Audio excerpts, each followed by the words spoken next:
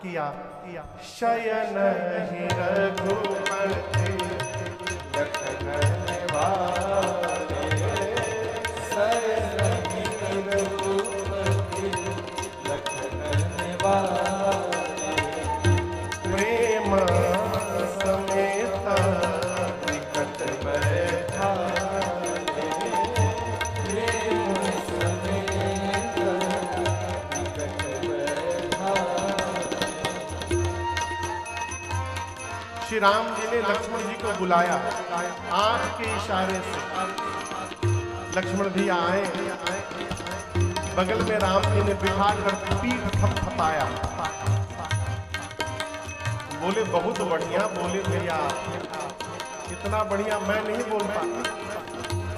लक्ष्मण जी बोले अभी तो केवल बोला था मैं, आप भैया इशारा करते ना मैं तोड़ के भी दिखा देता।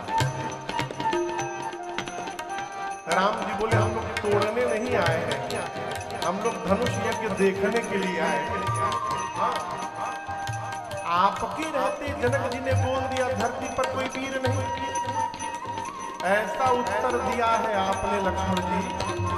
आज के बाद जनक जी वीर शब्द सुनेंगे ना तो उनको आप ही का चेहरा याद आएगा। एक महात्मा कह रहे थे, राम जी ने लक्ष्मण जी के कान में कहा कि भाई साहब अभी आप जिनको ललकार रहे थे जनक जी को, वो जनक जी थोड़ी देर बाद हमारे ससुर जी बनने वाले, तो थोड़ा नाम के आगे पीछे श्री जी जोड़ लिए हो। आप तो ऐसे ललकारने लगे जैसे छोटी लड़का हो जनक जी आप। राम जी कहते कितना भी क्रोध क्यों ना हो, लेकिन किसी के संबोधन में रुग्णता नहीं आनी चाहिए, उसको मर्यादित ढंग से संबोधित करना चाहिए। इधर विश्वामित्र जी ने विचार किया कि समय आ गया, राम जी को भेजा जाए। आदेश दिया गुरु जी ने, उठो राम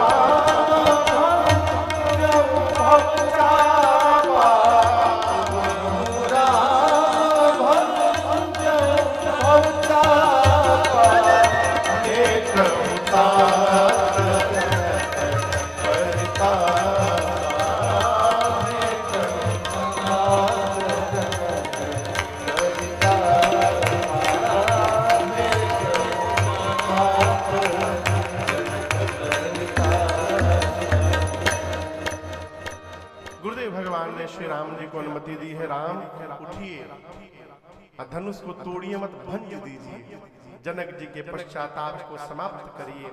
श्री राम जी उठे, गुरुदेव को प्रणाम करके विश्वामित्र जी को, और भगवान चल पड़े। जैसे यहाँ आप लोग बैठे हैं ना, वहां मिथिलावासी बैठे थे। राम जी जैसे धनुष की ओर चलना प्रारंभ किए, जितने मिथिलावासी थे ना सब अपने अपने पितरों से प्रार्थना करने लगे। पितरों से कहने लगे कि आप लोग हम लोगों के जीवन का सारा पुण्य ले लीजिए, सब ले लीजिए, केवल एक काम करिए। बच्चे जिस प्रकार कमल की नाल तोड़ देते हैं ना, उसी प्रकार आज राम जी से धनुष तोड़वा दीजिए। इसके बाद जीवन में दोबारा कभी कुछ नहीं मांगेंगे।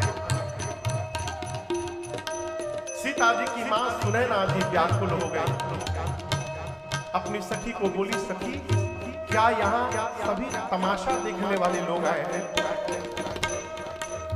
जिस धनुष को रावण और बाणासुर ने स्पर्श तक नहीं किया, उस धनुष को ये बालक तोड़ने जा रहा है।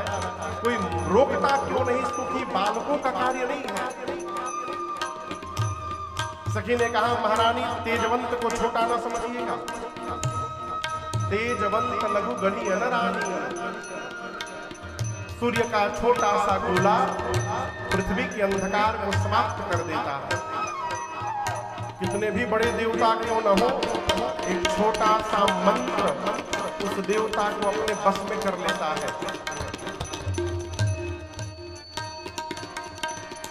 मदमस्त हाथी हो, उसको एक छोटा सा अंकुश बस में करके रखता है।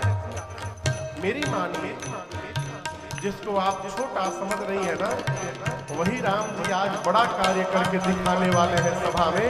विश्वास में रहिए। इधर सीता मैया भी व्याकुल है, शंकर जी से, पार्वती जी से, गणपति भगवान से सबसे प्रार्थना करते हैं। अच्छा आप बताओ, गणेश जी मोटे हैं कि पतले हैं?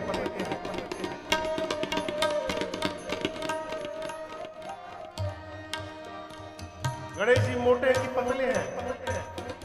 तो भारी होंगे कि हल्के? लेकिन चलते किस पर है? मूसक पर। सीता मैया बोली गणेश जी से कि हे गणपति भगवान, आप कितने भारी हैं, लेकिन जब मूसक पर बैठने जाते हैं तो हल्के हो जाते हैं।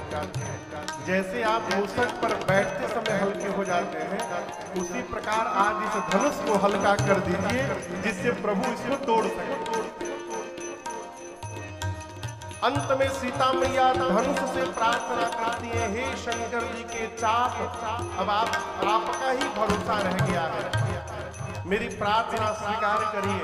और जैसे प्रभु आपके पास आवे, आप में जितना भार है, अपना सारा भार, यहाँ जितने मूर्ख राजा बैठे हैं, इन सभी मूर्खों के सिर पर रख दीजिएगा। अब मेरे प्रभु को देखते पुष्प जैसे हल्के हो जाइएगा।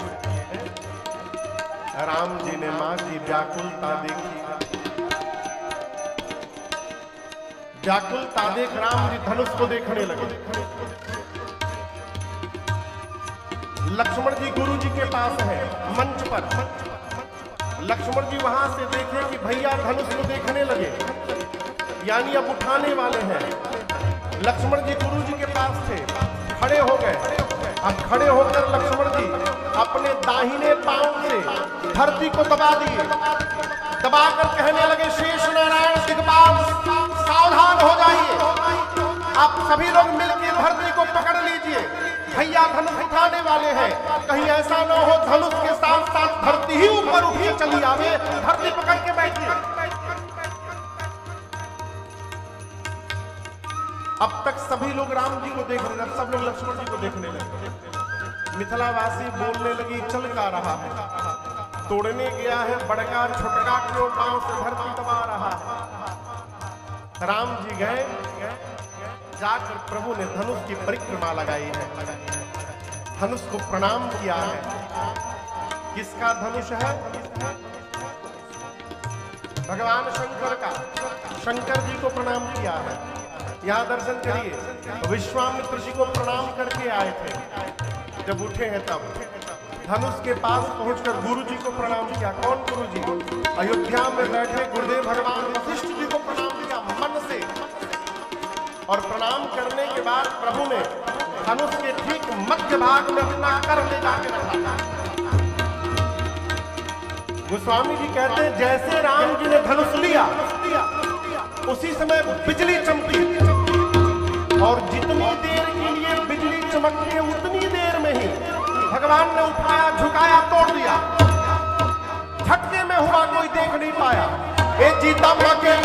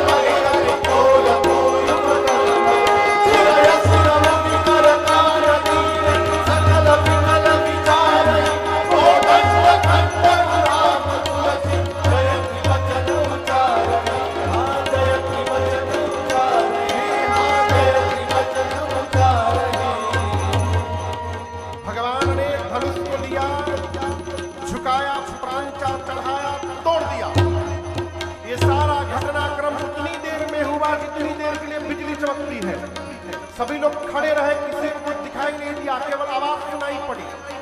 आवाज इतनी कठोर थी, सूर्य नारायण के घोड़े पटक कर भागने लगे। पाताल में दिग्पाल गड़बड़ा उठे, धरती पर सबने कान बंद कर दिया। पूछने लगी, ये कैसी आवाज आई? गोस्वामी जी कहते हैं, राम जी ने शिव जी के पिनाक को खंड खंड कर दिया। बोले श्याम रामचंद्र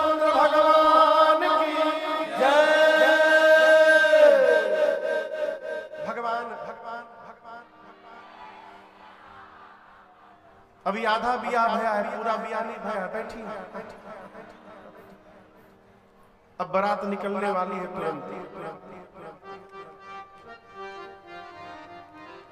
सतानंद जी ने सीता जी की सखियों को कहा कि जयमाल के लिए सीता जी को आगे लेकर आइए। मां जयमाल लेकर आई। सखियों ने देखा कि राम जी बड़े हैं, सीता मैया छोटी है। सखियां प्रार्थना करती हैं, अरे झुकी जइयो तनिक रघुबीर, लली मोरी छोटी सी, झुकी जइयो